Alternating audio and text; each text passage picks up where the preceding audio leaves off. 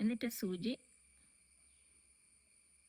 രണ്ടെണ്ണത്തെ കൂടി എടുത്തിട്ട് ലാസ്റ്റ് ഈ രണ്ടെണ്ണത്തെ കൂടി അതുപോലെ തന്നെ വീണ്ടും ഈ വട്ടത്തിൽ തന്നെ കുത്തണേ.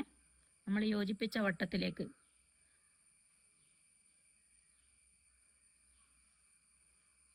മനസ്സിലാവുന്നുണ്ടോ? എന്നിട്ടിങ്ങനെ വീണ്ടും ഇതിലേക്ക് കുത്തി ഇത് കൊളുത്തിയെടുത്ത് ഇങ്ങനെ വലിച്ച് മൂന്നാമത്തെ സ്റ്റിച്ച് ഇതിൽ കംപ്ലീറ്റ് മൂന്നാമത്തെ സ്റ്റിച്ച് ചെയ്യാം.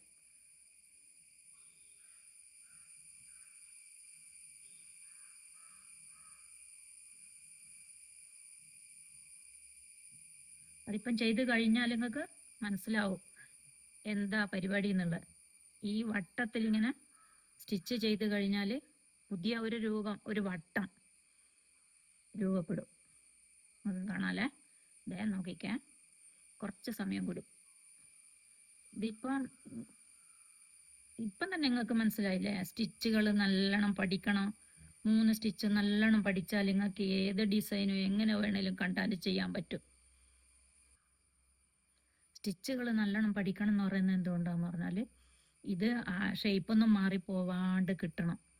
അപ്പോൾ തൊപ്പി ഉണ്ടാക്കാൻ ഒരു ഭാഗം ഒരു തരത്തിലും മറ്റേ ഭാഗം വേറൊരു തരത്തിലുള്ള ആയിപ്പോവും.